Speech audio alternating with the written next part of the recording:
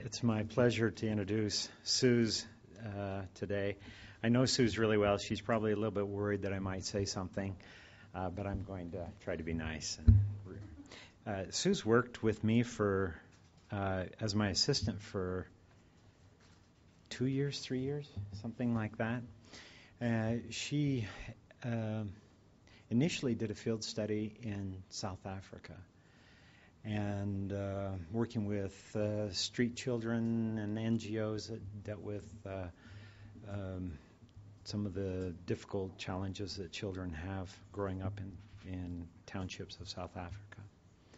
She distinguished herself so much so that we asked her actually not to come home, but rather to stay and be the leader of the next group that was to come. And then she returned, I think, 2 or 3 more times to South Africa to continue the same research as well as to help lead groups and to be facilitator. We have a few facilitators in the audience, and this is a very difficult task to be a facilitator, a group leader of a research team. And Suze handled it very, very well by the fact that she kept going back for more, But she is a delightful person. I could say a lot of things about her. She's presently in a graduate program out at Washington University in St. Louis, one of the better, if not the best, social work programs in the country. And going to finish up before, how much more time do you have out there? Another year? Yeah. About another year out there. So we're so happy to have her. She's helped us on so many different projects. She's helped BYU so much. She worked on I saw Chad Emmett come in and we were talking just a little bit, and she helped in trying to get past a major in development, and it was quite a long ordeal, and we weren't successful in getting that major. We're still hopeful for the future, but Suze helped in that as well as many, many other projects around here on campus and conducted the inquiry conference, and that we're very grateful to her and very delighted to hear what she has to say. And we're thankful for you, the audience, for coming out and supporting us, particularly the faculty that have given up time, faculty and administrators. Thank you for doing that. And we'll turn the time now over to Susanna Johnson. Yeah, clap.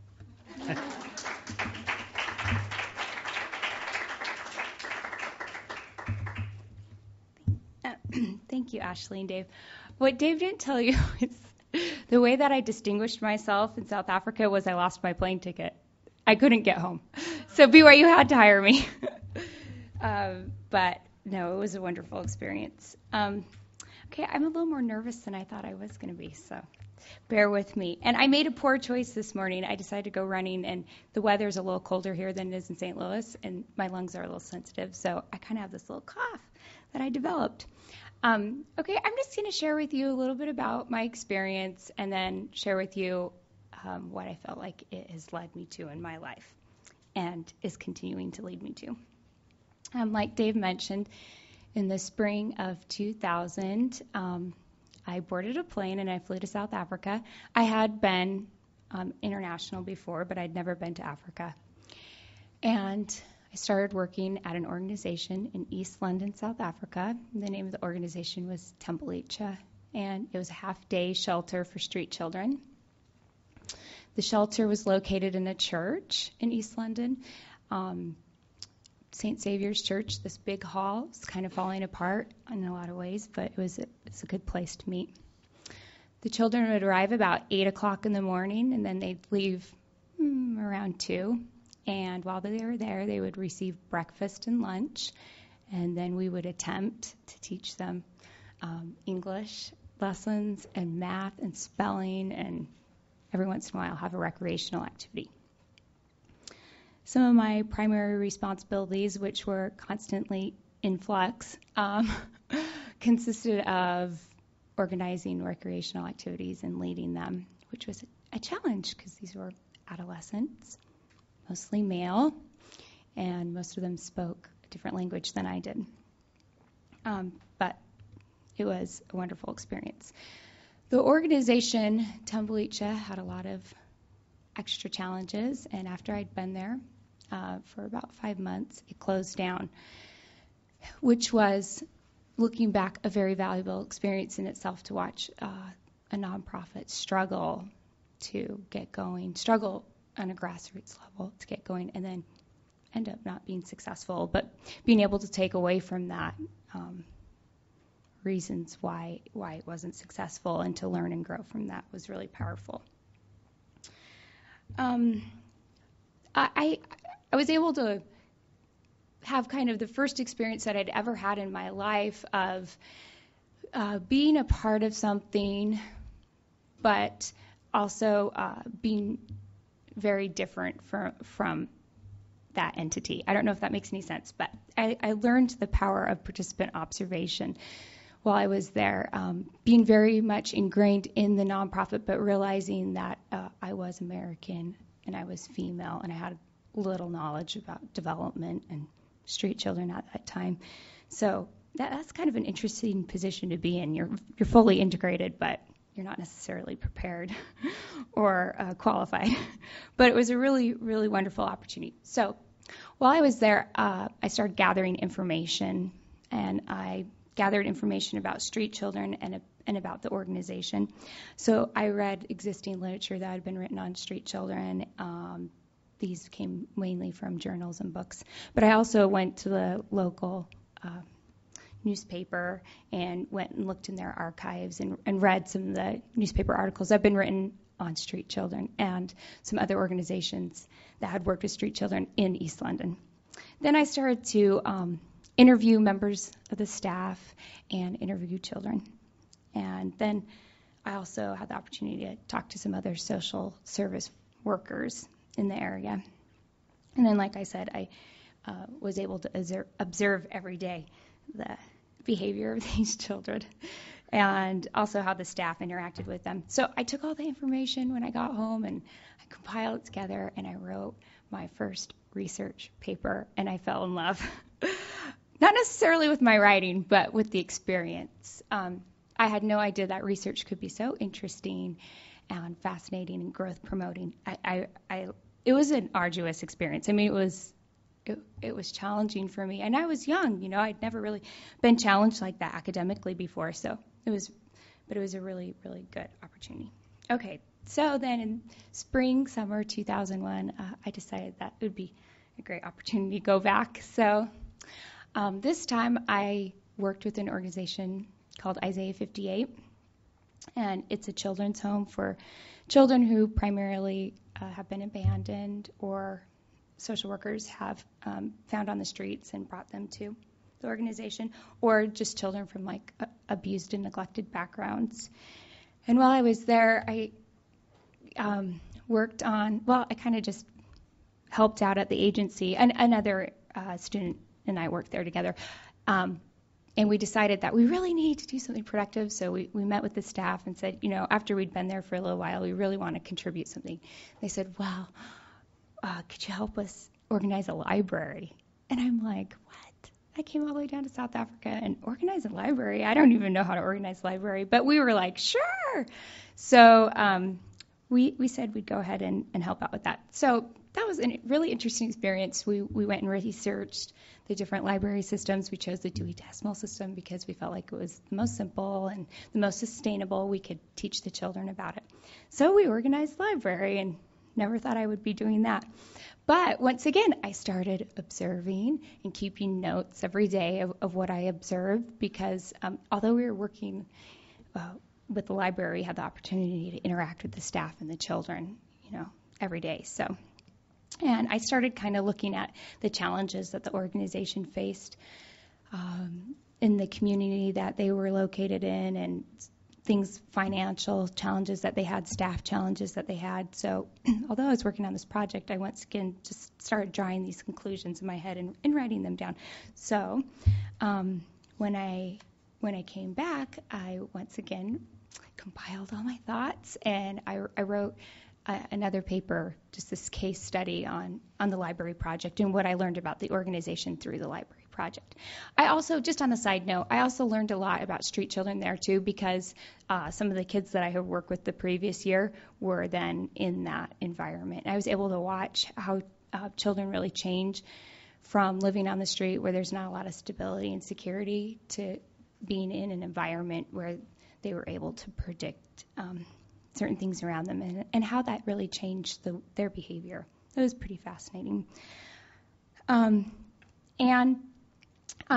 This opportunity also stretched me in ways like I had to teach physical education. Wasn't quite sure how to do that, especially when they were like, okay, it's time to teach them cricket. And the other student and I were like, we don't know. So it was just a stretching experience in a lot of ways. Okay, moving right along. So then spring, summer 2002, I returned to South Africa.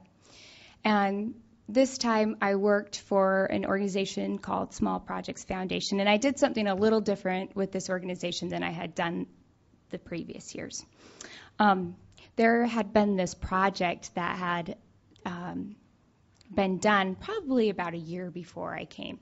And what it was it utilized PRA, Participatory Rural Appraisals. It's just a methodology to kind of assess communities, but it's really people-based.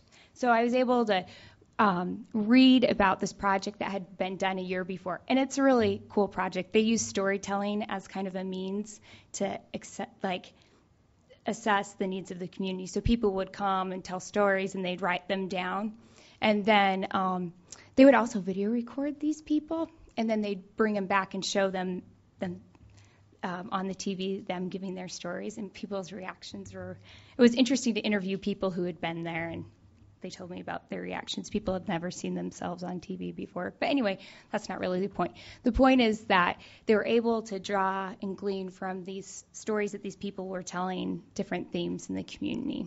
So what I did was I read through a lot of those stories, and then I interviewed people who had gone and done the rural assessments. And I had been to South Africa, well, actually 3 times before this. I kind of went for a little break before. And I learned more about the culture from those stories than I had learned the previous times I'd been to South Africa. It was so enriching to read. Most of these stories were by elderly rural individuals. So really getting a better understanding of Xhosa culture and how it impacted gender and how it impacted age, and also how growth and development and globalization impacts people's narratives in their lives. It was a very interesting, powerful experience, very, very different than the experiences I had before. And interesting enough, one of my professors now, she does a lot of work in Kenya, and one time I was in her class, it was just this social economic development class, and she started talking about PRA, and I was so excited because I knew what PRA was.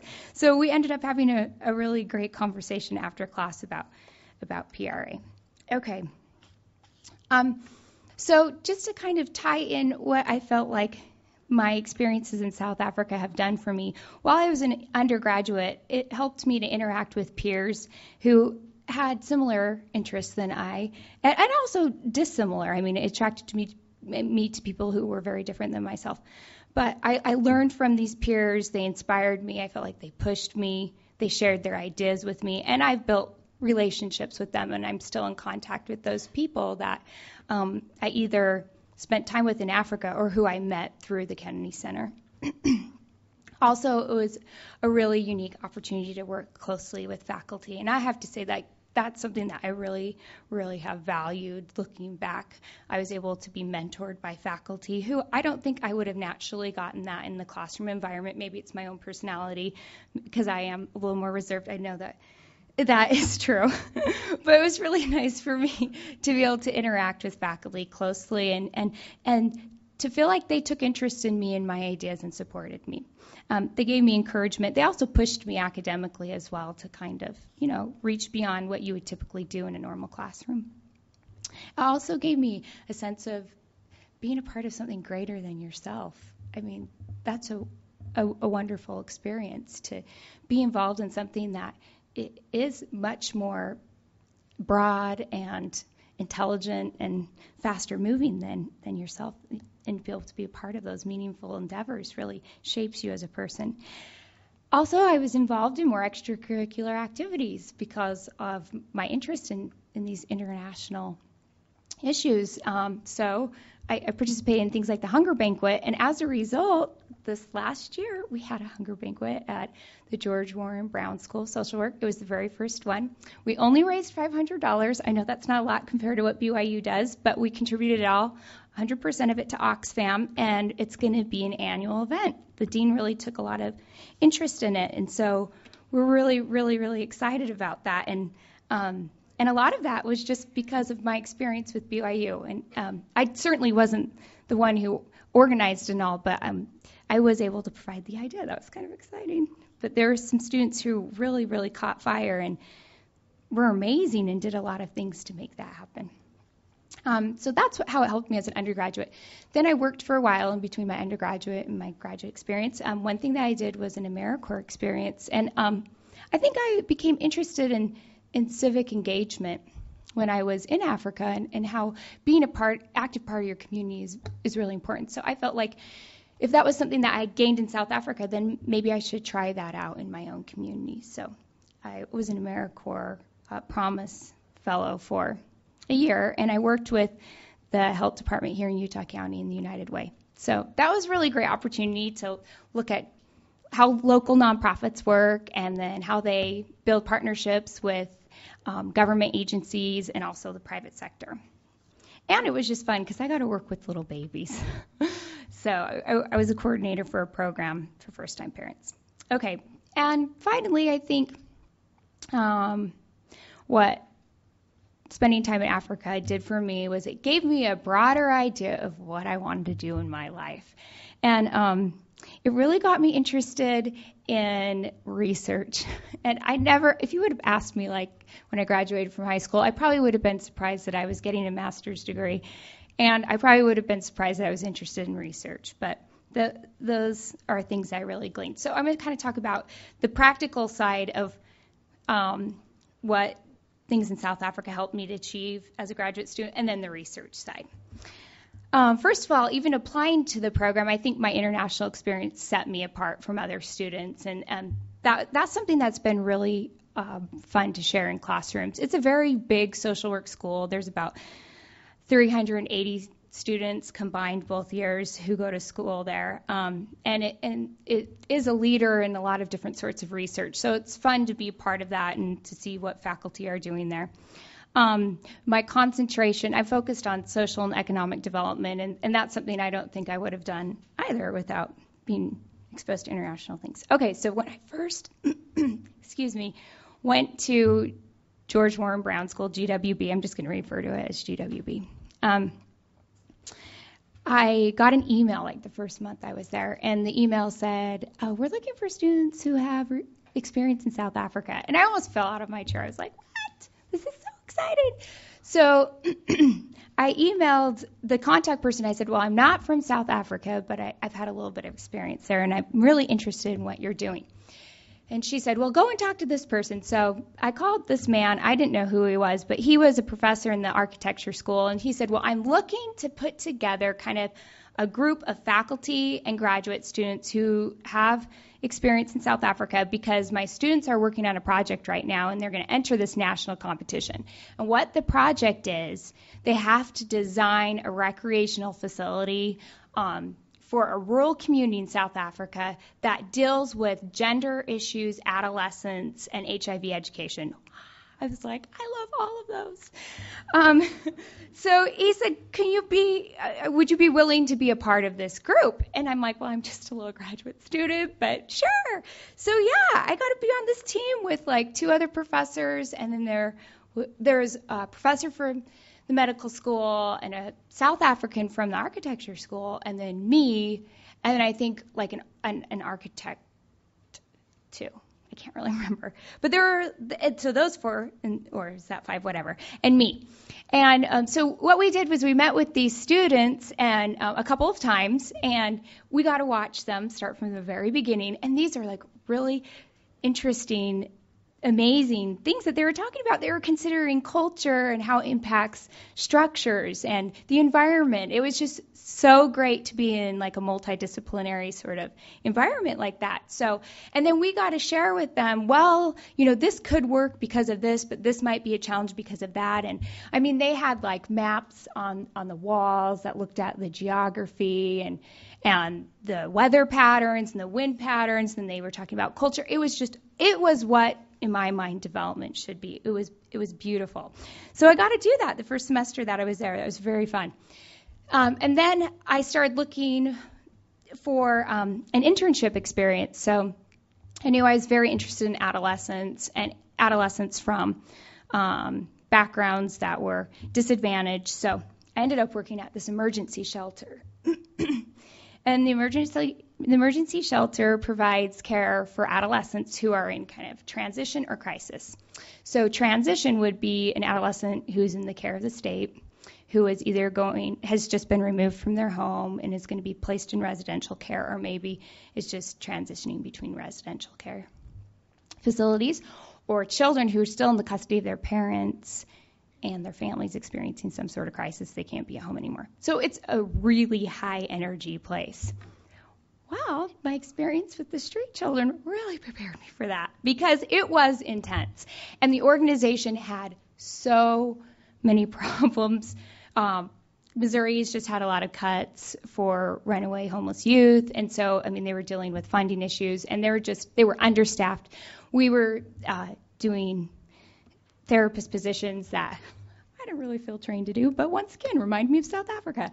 So anyway, but it was a fascinating experience, and I worked primarily with youth, once again, who were very different than myself. I ended up, my very last case, let me just tell you this really briefly, was a 17-year-old who was the father of a 2-year-old and soon to be father of another child, had just been released from juvenile. His parents refused to have any interaction with him and had for the last 4 years. He had been accused of some sexual harassment and just basically had nowhere to go. And there are kids like this in the United States who really have access to no resources. And that was very challenging, eye-opening for me, but a wonderful opportunity. And we ended up, in the appropriate boundaries, building a very good relationship, and I felt like we benefited from one another. And it was a powerful experience for me. It was a really hard experience to end on. But once again, I don't think I would have been attracted to youth in need without having worked with youth in South Africa. I know I wouldn't have. And I definitely drew on kind of that ability to deal with stressful situations. I had, gained some level of self-efficacy in South Africa that I could effectively sort of make my way through kind of chaotic experiences, but drawing on that really was powerful for me. Okay, and then that's kind of my practical experience that I've had in graduate school. The research experience, the really interesting stuff. I am currently working on 2 research projects. One of them is called I Can Save, and I was attracted to this program because it's qualitative interviewing with small children, and it has been so fun. Basically, we interview these children, and we're trying to find out what their ideas of saving, college, we ask them about savings, college expectations, and also a connection between savings and college. Like, do you have to save money to go to college?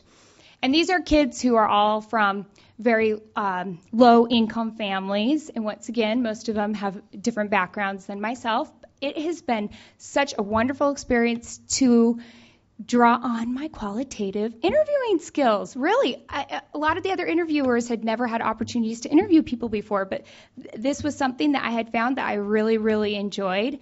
And I realized when I started interviewing them, I have never interviewed kids before. Adolescents and kids are really different. So I've learned a lot about qualitative interviewing. So something that I don't think I would have been interested in. I know I keep repeating myself, but there's a purpose.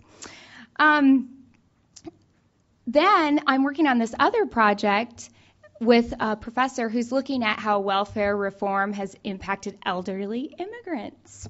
And can you guess why I was interested in that? Elderly immigrants. I've never worked with elderly individuals before and not had a lot of exposure to immigrants in the United States. And actually, this is a different research project. I don't have any contact with elderly immigrants. It's all secondary research. But have I had experience doing that? A little bit. When I was in South Africa, working on the participatory rural appraisals, I had looked at secondary information and drawn themes from that. So what I do in the research project now really isn't that glamorous, but I think it's really interesting. I look at government documents, and I'm looking for specific statistics, but it's been a good opportunity for me to learn a little bit more about the quantitative side of research and to have a mentor. I have a wonderful professor who has mentored me and helped me to understand how to look through government documents and how to organize the data effectively, and then I've been able to watch her go through the data and look for themes. And so it's really interesting.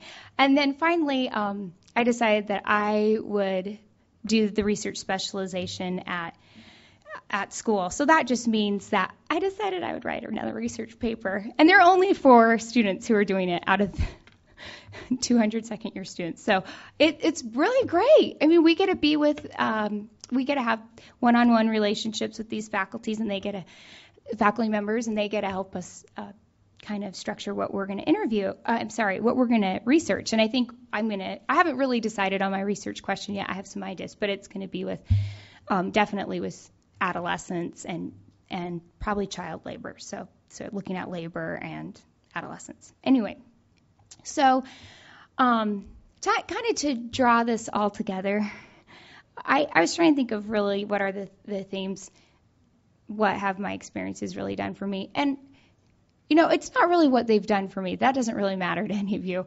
For me, I feel like it's made me a better person. But I feel like it has enabled me to understand that we are connected. We live in a network. We cannot separate ourselves from other people. And really, the globe isn't like a bunch of little individual entities. We are all connected, and it is our responsibility to understand that and to be sensitive about it and to, I think, look into ourselves and try to figure out what we have to offer. And then what other people have to offer us. It's definitely not what we are giving to other people, but it's how are we interconnected and how does that relationship work? I think my experiences in South Africa gave me courage to look outside of myself and to do things that make me nervous and make me uncomfortable. And I've grown from that. I've also learned that children are children and adolescents are adolescents wherever you are. Well, whether they're a street child, whether they live in East St. Louis, they're just all children and they're all adolescents. And there's something beautiful and wonderful about children and adolescents that is deep and growth promoting and powerful and colorful all in one. And I think finally it's forced me to look at things in the world that maybe aren't so pretty and that maybe don't feel so good and that maybe aren't so easy to understand. And really forced me and I can say this at this school, and I can't say this at my school, but really forced me to understand, how does the gospel integrate into child welfare internationally? And how does the gospel propel me forward and do that in an effective way? And I'm going to share scripture, another thing I can't do. In Moroni, I was reading this probably 3 months ago, and it really, really hit me. And the context is a little different. But, I'm sharing with you all these positive things, but there's been my share of self-doubt and discouragement and depression over some of the things that I've witnessed. But in Moroni chapter 9, this is a letter or an epistle that Mormon is writing to Moroni. And in verse 6, Mormon gives Moroni some counsel. And basically, they're living in a time that is fraught with destruction and depressing circumstances. But this is what he tells him. And now, my beloved son, notwithstanding their hardness, in reference to these people, and not the people that I work with aren't necessarily making wicked decisions. Let me just clarify it. The context is a little different, but the principle is the same. Okay, and now, my beloved son, notwithstanding their hardness, let us labor diligently. For if we should cease to labor, we should be brought under condemnation. For we have a labor to perform whilst in this tabernacle of clay, that we may conquer the enemy of all righteousness and rest our souls in the kingdom of God. And I was so inspired by that. Really, it is our responsibility to move forward, and I think move forward with joy and happiness and sensitivity. And also to remember, let me just go to the other page in Moroni, chapter 8. Also remember that all children are alike unto me, wherefore I love little children with a perfect love, and they are all alike and partakers of salvation. Of course, he's just talking about infant baptism, but I think those principles of that we are all alike unto God can be drawn from that really we all come from the same place. And it's our joy and our responsibility to partake in that. And I guess I can say these things in the name of Jesus Christ. Amen. Thank you.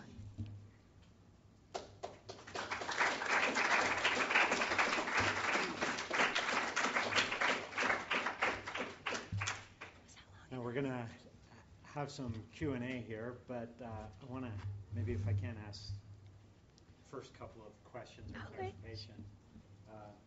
Do I need the mic, Ashley? Yeah, I'll just talk over here. Okay, two things I'm sort of interested in. A number of the people here are preparing to go out on a field study or some other kind of international experience, as well as those who plan on international careers. And you kind of briefly mentioned some of these challenges and hardships and sadness that you've witnessed. And I know you actually went through a lot of experiences and saw some really hard things and difficult things. I think we might be interested in knowing any kind of, I don't know if we call them coping strategies, or I don't know if you have some examples of things that were hard for you and how you dealt with them. Because I know you worked with kids that many little girls are raped. Some have committed murders, most of them, if not all of them, theft. And so there's a lot of sadness, abuse in their life, all sorts of problems, HIV, AIDS, a lot of them infected, and stuff like that. So could you maybe just speak to that a bit? Okay, sure. Yeah, I read over my paper and on the airplane, and I was reminded of the sadness, and even coming back, like finding out what had happened to the children was hard. And yeah, I'd never had an experience like that before, and I, yeah, it was very challenging. I think what I had to learn was being okay with not having answers. Because, first of all, it's very nice to be there with people who you can talk to. Having other students, or maybe even your host family, or maybe even somebody in your organization. I think that's very helpful, someone to process your experiences with. But I think you also just have to, for me, I almost had to put on hold that I couldn't understand right then. Why innocent children are exposed to so many negative things. And I wanted answers, That was really hard for me not to have any. But I have found that it's only been 5 years, but the things are, I can't say that I have better answers, but I have a greater context of understanding. I also think this sounds so Pollyanna-ish, but this is how I did it. I think really drawing from the people that you're working with positive things and being inspired by their resilience, being inspired by their attitudes, and maybe even sharing that with them is, I think, really important as well. And I had one other thought that I forgot. I can't remember it right now. So. No, that's good. Thank you. All right. Questions, comments from the audience? Ashley's got the mic, so she'll run it to you. Is this on? Okay. How do you control, maybe not control is not the right word, but how do you refrain from ethnocentrism? As an American, oftentimes we're looked at as pushing our culture or pushing our agenda and that sort of thing. So when you're going, and I don't know if there was probably some trajectory from when you went in 2000 to when you went the last time, but how was that in your experience? How did you keep that, I guess, under control from being ethnocentric? Well, I think, number one, accepting that you're never going to be non-ethnocentric. You are always going to be ethnocentric, and so is everybody else to a certain degree. So controlling the level of your ethnocentrism, if that makes any sense. And I've watched students. It was great to go with other students a couple times because I watched them go through things I went through. And I think you go through kind of this path where you recognize you're ethnocentric and then you want to give your culture away, and you end up being very negative about your own culture, and that has nothing positive to offer, and this other culture is better, and you try to embrace this other culture, but then you come back to, but I never will fully be a part of this other culture because I am who I am. So I mean, they say this in social work all the time, you have to be self-aware. What does self-aware really mean? But yeah, I think being constantly reflective of how your verbal and nonverbal behaviors or actions impact other people. Some people have a greater sense of insight than others do. I think really good therapists have a great sense of insight. And that's kind of like a blessing that maybe we should all pray for, a greater sense of insight, because I think insight enables you to be self-aware. And I really think it's only through self-awareness that we can escape really negative ethnocentric behaviors. But yeah, I think just being open and maybe even asking other people, talking to other people, and getting feedback from other people is really important. And that's, once again, what's great about going with other people, other students, is they'll share that with you, especially in the midst of tired nights, culture shock. Yeah, they'll go ahead and share it right with you. So you don't even have to ask for it. More questions?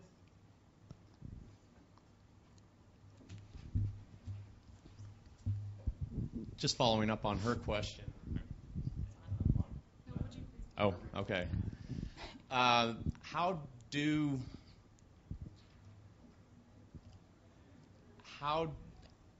you see the good?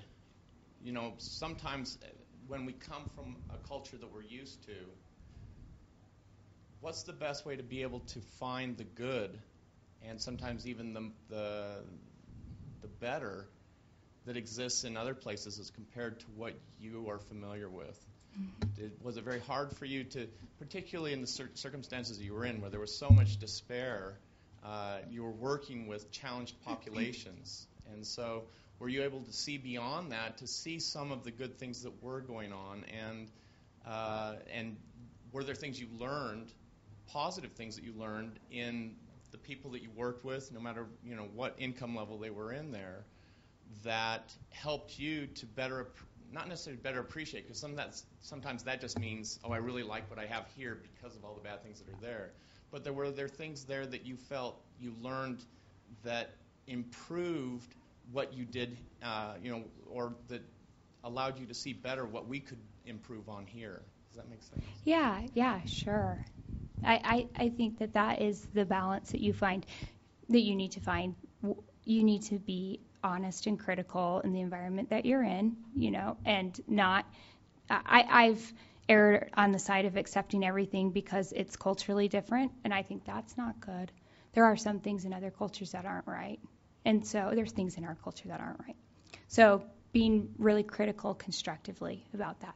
But then also, definitely gleaning from their culture positive things that could impact you here in the United States. Let me just give you a little example. That might be more helpful.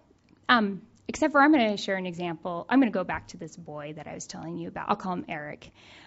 So he was raised in East St. Louis. I don't know if any of you have read anything about East St. Louis, but East St. Louis is a very impoverished place.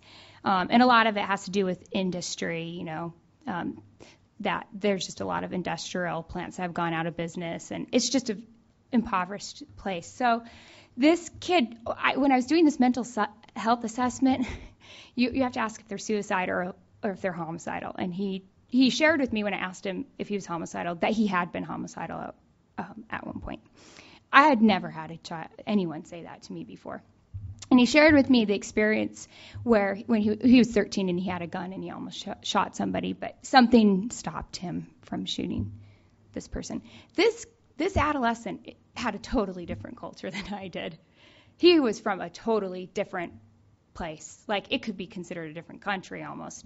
And unfortunately, the staff found very little about him that they liked. And in staff meeting one time, they kind of started on this little complaint session of him, and it made me so upset because he had a lot of challenges. I mean, he was a challenging individual. And but it was like this. It was this kind of surreal experience that I had because I finally said something in staff meeting. It talked about how we really are there to support this child. It's not like I'm some like great advocate and ooh, good me. But it was this opportunity that I had to look at such a negative situation, this individual in the shelter who was causing so many problems and really making it uncomfortable for other residents. They were wanting to kick him out. He didn't have anywhere else to go. It was such a negative situation. But to glean from that this was an individual who was resilient, who he had tried to take care of himself and live on his own. He was making attempts to contact his daughter because she was important to him. He was trying to avoid negative situations because he was trying to be responsible. Like, gleaning from him these 4 really positive attributes and trying not so much to focus on the 20 negative attributes. But so I don't know if that really answers your question, but yeah, I think that was necessary for me to kind of develop that ability to do that in order to have a good experience. So.